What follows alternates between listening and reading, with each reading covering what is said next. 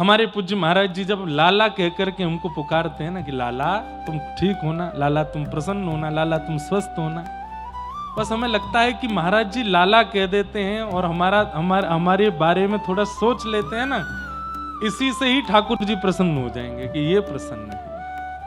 हमारे पूज्य गुरुदेव भगवान पूज्य पिताजी महाराज 5 तारीख को वे भी कथा में यहाँ पधार रहे हैं। अभी 4 को आ रहे हैं कि 5 को आ रहे हैं, 4 या 5 में से किसी एक दिन आ रहे हैं। अभी छत्तीसगढ़ में कथा चल रही है, वहां विश्राम करके फिर यहाँ भी पधारेंगे। उनका भी भाव है कि हमारे गुरु स्थान पर कथा चल रही है कटनी में, तो हम भी पहुंचेंगे। वे प्रसन्न हो जाते हैं जब अपने शिष्य से, अपने दास से, तो हमें लगता है कि बस ठाकुर जी प्रसन्न हो गए। गुरु की प्रसन्नता, प्रयच्छति गुरु प्रीतो वैकुंठम योग दुर्लभम। गुरु प्रसन्न है तो ठाकुर जी प्रसन्न हो जाएंगे। सूत जी महाराज ने अपने गुरु को वंदन किया और वंदन करते हुए सूत जी महाराज अब यहां से कहना प्रारंभ करते हैं और कहते हुए क्या कह रहे हैं, बहुत सुंदर बात।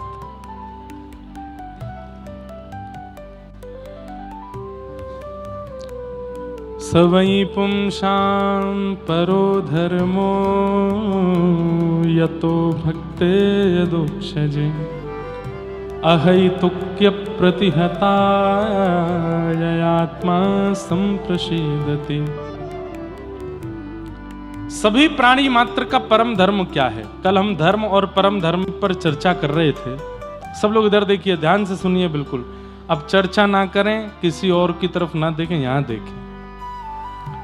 सवै पुंसां परो धर्मो यतो भक्तिर अदोक्षजे।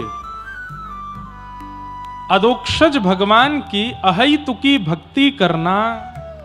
अहैतुकी भक्ति को क्या कहते हैं? प्रेम लक्षणा भक्ति करना, न विच्छिन्न होने वाली भक्ति करना, यही समस्त प्राणी मात्र का परम धर्म है। सब लोग बिल्कुल सावधानी से सुनो। ठाकुर जी के प्रति प्रेम लक्षणा भक्ति भाव रखना, जैसे व्रज की गोपियां रखती हैं, जैसे यशोदा मैया रखती हैं, जैसे नंद बाबा प्रेम करते हैं लाला से, जैसे ठाकुर जी के सब ग्वाल बाल प्रेम करते हैं ठाकुर जी से, ऐसी ठाकुर जी के प्रति संबंधात्मक भक्ति करना ये परम धर्म है। ठाकुर जी परमात्मा हैं और हम जीवात्मा हैं, इस प्रकार से भजन करना ये धर्म है। पर ठाकुर जी हमारे कोई संबंधी हैं और हम उनके ये संबंध में हैं, इस प्रकार से उनका भजन भक्ति प्रेम करना ये परम धर्म है। ठाकुर जी को अपना कुछ मानना, कल भी हमने इस पर चर्चा विस्तार से की थी। ठाकुर जी को अपना कुछ मानना। मधुमंगल, श्रीदामा, तन सुखा, मन सुखा, धन सुखा, ये सब ठाकुर जी के सखा हैं। सब ठाकुर जी से अटूट प्रेम करते हैं।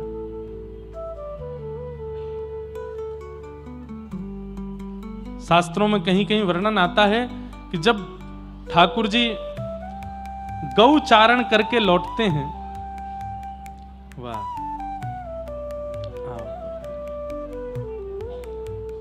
पधारिए विराज। हमारे सागर क्षेत्र के विधायक जी शैलेंद्र जैन जी आए हैं, बहुत बहुत आप अभिनंदन, विराज है।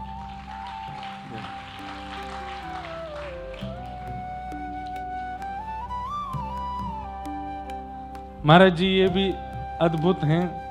एक साल में इनके विधानसभा में 2 कथा हमने की, एक ही साल में। जनवरी में भी कथा हुई सागर में और फिर नवंबर में भी कथा हुई सागर में। ऐसे भक्ति है आपके चित्त में, एक ही वर्ष में 2 कथाओं का क्रम हुआ। हमने ही बुलवाया, मैंने कि आप पास में ही हैं, कटनी कथा में पधारिए, महाराज जी का आशीर्वाद ग्रहण कीजिए। बहुत बहुत आपका स्वागत। तो हम क्या निवेदन कर रहे थे? ठाकुर जी के प्रति संबंध बुद्धि रखना ये परम धर्म है, और वो परमात्मा है, मैं जीवात्मा हूं, इस प्रकार से भजन करना ये धर्म है। भगवान के जितने भी सखा हैं, मधुमंगल, श्रीदामा, तनसुका, मनसुका, धनसुका, ये सब ठाकुर जी से प्रेम लक्षणा भक्ति करते हैं। ठाकुर जी से प्रेम कर। तो कहीं कहीं शास्त्रों में ऐसा वर्णन है कि जब ठाकुर जी गैया चराते हैं, बहुत ध्यान से सुनिएगा, जब ठाकुर जी गैया चरा करके लौटते हैं वापस नंद भवन, तो उस समय पर रोड तो होते नहीं थे, पक्के सीमेंट के रोड या गोल तार के रोड तो नहीं थे, रेत ही होती थी। तो रेत में ठाकुर जी के ग्वाल बालों के, गैयाओं के चरण चिन्ह, खुर के चिन्ह बन जाते थे। तो कहते हैं कि जब ठाकुर जी गैयाओं के बीच में चलते थे तो ग्वाल बाल इतर होकर के चलते थे, ठाकुर जी के संग नहीं चलते थे। एक दिन ठाकुर जी बोले, ए मधुमंगल श्री दामा तनसुका मनसुका सबरे सखाओ इतकु आओ, तुम सबरे मोते दूर हटके काई को चलो, मेरे संग काई को ना चलो। तो देखिए सखा हैं, पर सखा होते हुए भी उनकी भावना कैसी, क्या कहते हैं, बोले लाला तू जब पृथ्वी पे पाम धरे और पाम धर के जब अपने पाम उठावे ना, तो तेरे चरणन के चिन्हन से जो पृथ्वी पे चिन्ह बन जाए, हमारो मन ना करे कि हम वापे अपने चरण रखें या हमारे हम दूर रह के चलें, ताकि तेरे चरण चिन्ह हमको दिखते रहे। सख्य भक्ति है। इसलिए ठाकुर जी के प्रति परमात्मा बुद्धि ये प्रारंभिक भक्ति है, पर करते करते करते ऐसी स्थिति हो जाए कि ठाकुर जी के प्रति अपनत्व बुद्धि हो जाए, ये हमारे कुछ हैं, ये परम धर्म है ठाकुर जी के प्रति। यही बात यहां की, सबई पुंसाम परो धर्मो यतो भक्तिर अदोक्षजे अहै तुक्य प्रतिहता ययात्मा संप्रसिदति। और भक्ति कैसी होनी चाहिए, अहै तुकी भक्ति। अहै तुकी किसको कहते हैं, अहेतुकी किसको कहते हैं, अहेतुकी भक्ति कहते हैं कि चाहे जीवन में जैसी परिस्थिति आ जाए, आपका विश्वास डगमगाता नहीं है ठाकुर जी के प्रति। चाहे धन से दिक्कत आ जाए, चाहे मन की दिक्कत आ जाए, चाहे तन की दिक्कत आ जाए, चाहे पारिवारिक पीड़ा आ जाए, लेकिन आपका विश्वास ठाकुर जी के प्रति एकजुट ही रहता है, एक रस ही रहता है। इसको अहेतुकी भक्ति कहते हैं। न नष्ट होने वाली, न कम होने वाली भक्ति अहेतुकी भक्ति है।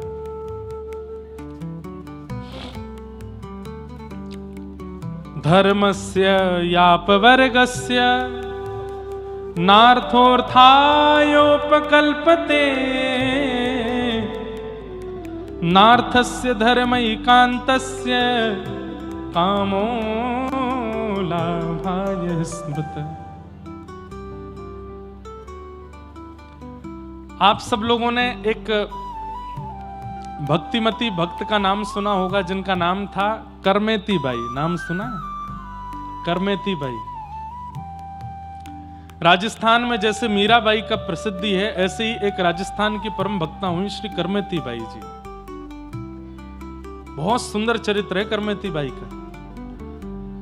तो करमेती बाई 4 भाइयों के बाद में जन्मी थी अपने पिताजी के यहाँ। ब्राह्मण कुल में जन्म हुआ था और उनकी कुल देवी के आशीर्वाद से जन्म हुआ था। इनके पिताजी को कोई संतान नहीं थी, कुल देवी से संतान मांगने के लिए गए और ये भाव रखा कि अगर संतान नहीं हुई तो मैं अपना शीश बलि के रूप में चढ़ा दूंगा देवी के आगे।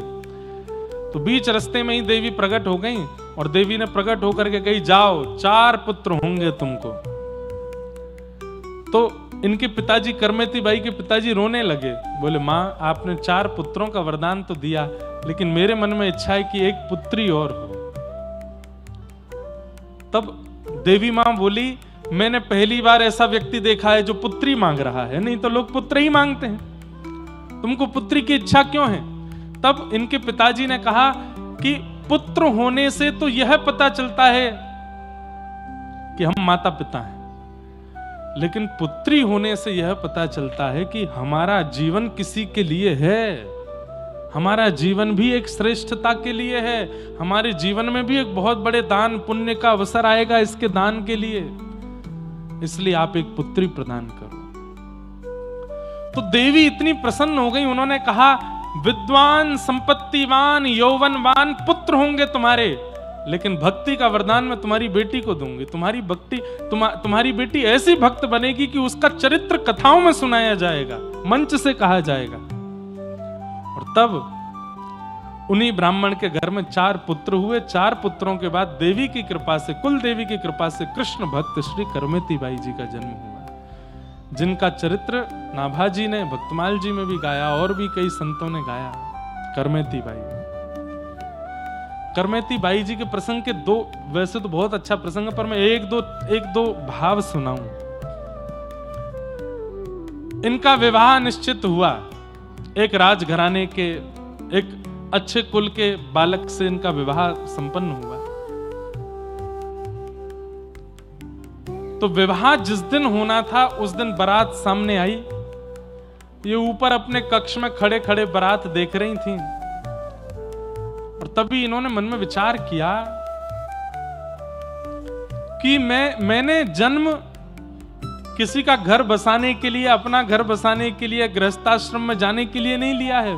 मैंने जन्म ठाकुर जी की भक्ति के लिए लिया है, और अपनी भक्ति के द्वारा असंख्य भक्तों को भक्ति का मार्ग दिखाने के लिए लिया है। सब लोग इधर देखिए, ध्यान से सुनो।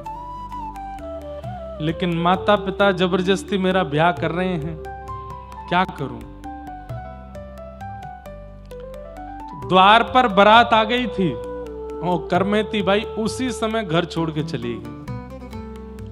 ये नहीं पता था जाना कहां है, बस इनको ये पता था कि मेरे घर से उत्तर की दिशा में, मेरे घर से उत्तर की दिशा में वृंदावन है। ये नहीं पता था वृंदावन का रास्ता कहां है, कहां से मुड़ना कैसे, बस उत्तर दिशा की ओर चल पड़ी करमेती बाई। द्वार पर बारात खड़ी थी, माता पिता दुल्हा का सत्कार कर रहे थे और बहू बेटी घर से चली गई। विवाह नहीं हो पाया, पूरे नगर में ढूंढा, पुत्री नहीं मिली। तब इनके दुखित पिताजी ने नगर के राजा को कहा कि मेरी बेटी घर छोड़ के चली गई है, मेरे पास तो सैन्य बल नहीं है, आप मेरी बेटी को ढूंढवाइए, कहां है वो?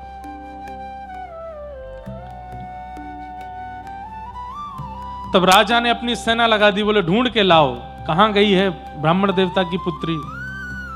तो सेना दौड़ी, चप्पा चप्पा ढूंढने लगी, कहां है कहां है।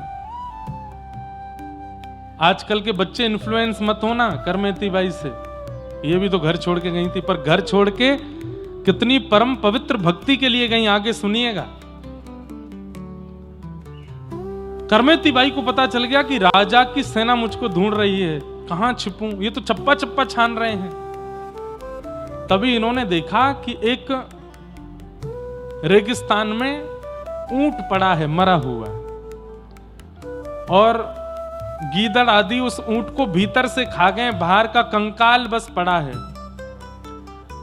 अरे उस ऊंट के पास जाना बहुत दूर की बात है, किलोमीटरों दूर तक उसकी दुर्गंध आ रही थी, इतनी दुर्गंध आ रही थी। करमेती बाई दौड़ करके गई और उस ऊंट के कंकाल के भीतर जाके छिप गई। आप कहोगे महाराज जी 10-15-20 मिनट छिपी होंगी ताकि सेना चली जाए तो ये निकल के बाहर भाग जाएं। 3 दिन तक उसके अंदर छिपी रही। प्रसंग आता है कि करमेती बाई जब वृंदावन पहुंच गई और फिर कालांतर में प्रसिद्ध हो गई, संत जन इनका सत्संग सुनने के लिए जब आते थे, तब एक संत ने इनसे प्रश्न किया कि बाई साहब, हमने सुना है कि जब आप राजस्थान से वृंदावन आई थी तो सेना से बचने के लिए आपने ऊंट के कंकाल में 3 दिन निवास किया। करमेती बाई बोली हाँ। तो फिर उन्होंने कहा क्षमा कीजिएगा, बुरा मत मानिएगा, पर कोई जानवर मर जाता है तो उसके शरीर की दुर्गंध इतनी विष के समान होती है कि उसको एक बार कोई ले लेता है तो उस व्यक्ति का सिर दर्द करने लगता है। आप 3 दिन उस दुर्गंध युक्त ऊंट के पेट में कैसे बैठ गई? करमेती बाई बोली 2 बात। पहली बात, जिसके चित्त में प्रेम लक्षणा भक्ति जागृत हो जाती है ना, उसको फिर परिस्थिति से फर्क नहीं पड़ता। जिसके चित्त में प्रेम बढ़ चढ़ के बोलने लगता है कृष्ण भक्ति का, वृंदावन भक्ति का, और प्रेमी व्यक्ति को फिर परिस्थिति से फर्क नहीं पड़ता, वो प्रेम को प्रायोरिटी देता है। मेरे लिए वृंदावन पहुंचना जरूरी था, मेरे लिए कृष्ण की चरणारविंदों की प्राप्ति जरूरी थी। मेरा मन, बुद्धि, चित्त सब कुछ कृष्ण का स्मरण और वृंदावन का स्मरण कर रहा था, इसलिए वो दुर्गंध मेरा कुछ बिगाड़ ना पाई।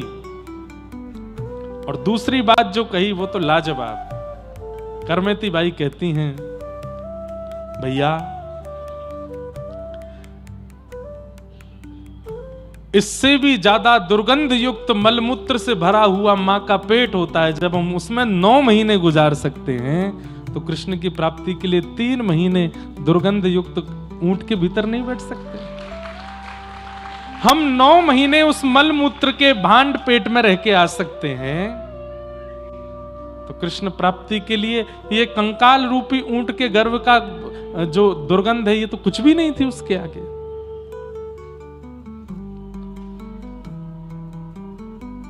करमेती बाई, कभी मुझे अवसर मिलेगा मैं 2-3 दिन केवल करमेती बाई का प्रसंग, बहुत सुंदर है, बहुत अद्भुत है। हमारे श्री नारायण दास भक्तमाली जी पूज्य बक्सर वाले मामा जी ने पूरी करमेती बाई का चरित्र लिखा है, गाया है, इतना अद्भुत है। मीराबाई का प्रसंग सब सुनते हैं, पर अब करमेती, हम अभी इस वर्ष और कुछ कथाएं करने के बाद में और फिर उन भक्तों के चरित्र सुनाएंगे कथाओं में जिनके चरित्र किसी को पता ही नहीं है, जिनके चरित्र लोगों ने सुने नहीं, ऐसे भक्तों के चरित्र अद्भुत है। तो फिर एक प्रसंग और आता है कि करमेती बाई जब वृंदावन आ गई, कुछ सालों बाद इनके पिताजी को पता चला कि करमेती वृंदावन में है, तो वो गुस्से में भर करके लड़ने के लिए अपनी पुत्री के पास गए। यमुना के तट पर परनकुटी बना करके करमेती बाई रहती थी। घर छोड़ा लेकिन भोग विलास में नहीं पड़ी हैं, वो एक तपस्विनी जैसा जीवन जी रही हैं। अरे क्या बताएं, सुंदरता ऐसी थी कि कोई भी मोहित हो जाता, पर भजन के प्रभाव से करमेती बाई ने अपना रूप ऐसा बना लिया कि कोई काम भाव से अगर उनके पास आ भी जाता था तो करमेती बाई का रूप देख करके उसका काम नष्ट हो जाता था। ऐसी करमेती बाई। पिताजी क्रोध में भर के आए, वृंदावन में पूछा कहां है करमेती, किसी ने बताया यमुना के तट पर बैठी हैं, कुटिया बना के रहती हैं। जैसे ही पिताजी ने करमेती बाई की कुटिया देखी, आधा क्रोध तो वहीं ठंडा हो गया। उस कुटिया में मानो जैसे भक्ति नृत्य कर रही हो, और जैसी कुटिया के भीतर प्रवेश करके करमेती को देखा, पिता के नेत्र सजल हो गए। क्या कमी थी घर में? मखमली चादर, मखमली गद्दे पर सोना, 3 समय 4 समय गरम गरम फुल्का पाना, एक राजघराने जैसा शौक, सब कुछ छोड़ करके मेरी बेटी यहां बालुका में बैठी है। करमेती बाई ने नेत्र खोल के जब अपने पिता को देखा, प्रणाम किया, पिताजी आइए। कैसे आए? ममता नहीं है चित्त में कि रोने लग गई हो ना? बोले बेटी मेरे अंदर क्रोध तो बहुत था पर पता नहीं कहां चला गया, लेकिन एक प्रश्न अभी तक मेरे चित्त से नहीं गया है, उस प्रश्न का उत्तर जानने आया हूं मैं। बोले क्या पिताजी?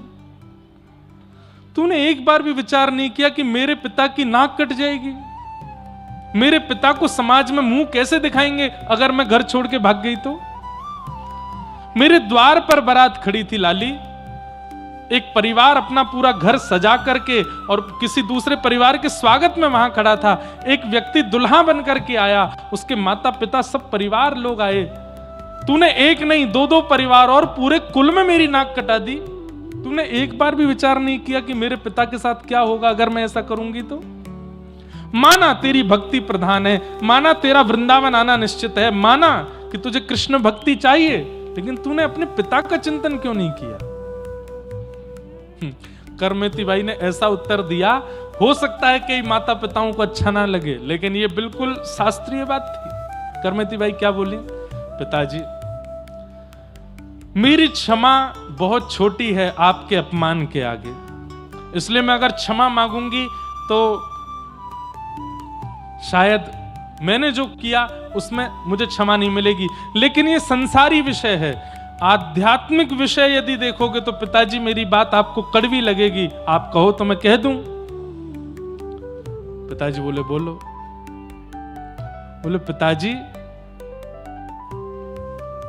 नाक उनकी कटती है जिनकी नाक होती है, और नाक उन्हीं की होती है जो कृष्ण के होते हैं, जो राम के होते हैं, जो नारायण के होते हैं, जो गुरु के होते हैं। पिताजी, संसार के विषय भोगों में, इस संसार के लोक रंजन में, इस संसार के लोग जो कभी किसी के नहीं हो सकते, इनके लिए नाक बचाने के लिए आप अपनी भक्त बेटी का एक विषयी जीव से ब्याह कर रहे थे।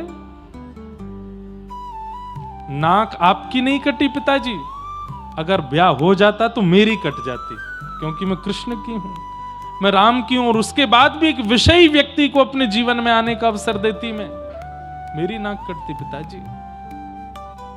नाक तो उनकी होती है जो ठाकुर जी के होते हैं। आपको फिर भी लगा कि मैंने अपराध किया, तो इस अपराध की भरपाई मैं केवल एक भाव से कर सकती हूं, सालों से जिनकी सेवा कर रही हूं ठाकुर जी की, अब ये मैं आपको प्रदान करती हूं, इनकी सेवा करो। आपके अब मैं नहीं हूं आपके यहां, मेरी जगह ये विराजेंगे। और अपने घर के ठाकुर जी दिए। पिताजी के चित्त का जितना विषाद था सब चला गया। और करमेती बाई के ठाकुर जी आज भी राजस्थान के सीकर जिले में विराजमान है, वही ठाकुर जी, उनको ला करके पिताजी ने विराजमान किया, और माता पिता का वह नाक कट गई वाला विषाद निकल गया, और वे दोनों भी कृष्ण भक्त होकर के भगवत धाम की प्राप्ति कर गए। ऐसी करमेती बाई, उनका प्रसंग, बंधुओं, मीराबाई, करमेती बाई, इनके प्रसंग सुन लीजिए, इन जैसा बनना बहुत मुश्किल है। पर परम धर्म कहते भी ऐसी ही भक्ति को हैं। हम आप जो कर रहे हैं वो धर्म है, पर इस प्रकार की जो भक्ति है उसे परम धर्म कहते हैं। जो ठाकुर जी के प्रति इतनी प्रीति, इतना लगाव, इतना कि सर्वस्व त्याग दिया ठाकुर जी के लिए, ऐसी भक्ति, इसी को परम धर्म कहते हैं। धर्मस्य यापवर्गस्य नार्थोर्थायोपकल्पते, नार्थस्य धर्मैकान्तस्य कामो लाभाय स्मृत। धर्म कैसा है? बोले अपवर्ग है। बहुत ध्यान से सुनिएगा, बड़ा अच्छा प्रसंग है ये, बड़ी अच्छी बात बता रहे हैं यहां सूत जी। धर्मस्य आपवर्गस्य, धर्म पवर्ग नहीं है, अपवर्ग है। पवर्ग में 5 शब्द आते हैं, प फ ब भ म। पवर्ग शब्द होते हैं हिंदी वर्णमाला में, प फ ब भ म। तो पा से बनता है पाप, फ से बनता है फल, ब से बनता है बंधन, भ से बनता है भय, और म से बनता है मृत्यु। इन 5 योजनाओं में की गई भक्ति को श्रेष्ठ नहीं बताया गया। मतलब पाप करने के बाद भजन करना, पाप करने से पहले करना चाहिए था। अब पाप हो गया, अब डर के कारण भजन में लग गए, डर के कारण हनुमान जी के पास, शनि महाराज के पास, कुल देवता के पास, कुल देवी के पास घूम रहे हैं, हमसे पाप हो गया। वो भजन भजन नहीं माना जाता, वो प्रायश्चित्त माना जाता है। उस भजन के फल से ठाकुर जी प्रसन्न नहीं होते, आपके पाप को नष्ट करते हैं, इसलिए उसको श्रेष्ठ भजन नहीं माना गया। पाप के बाद किया गया भजन, फल की प्राप्ति से किया गया भजन, उसको भी श्रेष्ठ नहीं माना जाता। किसी कामना से किया गया भजन, प फ फिर आता है ब, यानी कि बंधन युक्त, बंधन मुक्त होने के लिए किया गया भजन, उसे भी श्रेष्ठ नहीं माना जाता। भ यानी कि भय से किया गया भजन, डर के मारे, हनुमान चालीसा, भूत पिशाच निकट नहीं आवे, महावीर जब नाम सुनावे, ना सरो घरे सब पीरा। रात में कई बार सो रहे होते हैं।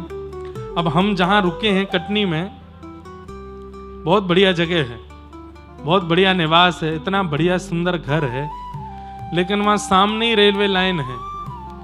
तो जिस दिन मैं रात्रि में आया, और सर्दियों में पंखा वैसे ही नहीं चलते हैं, तो बिल्कुल सुनसान, रात में 3 बजे रेल का हॉर्न बजा, पौं, और 3 बजे, अब नई जगह, जैसे तैसे तो मुझे नींद आई थी, और कम से कम 40 घंटे का जगा हुआ था मैं।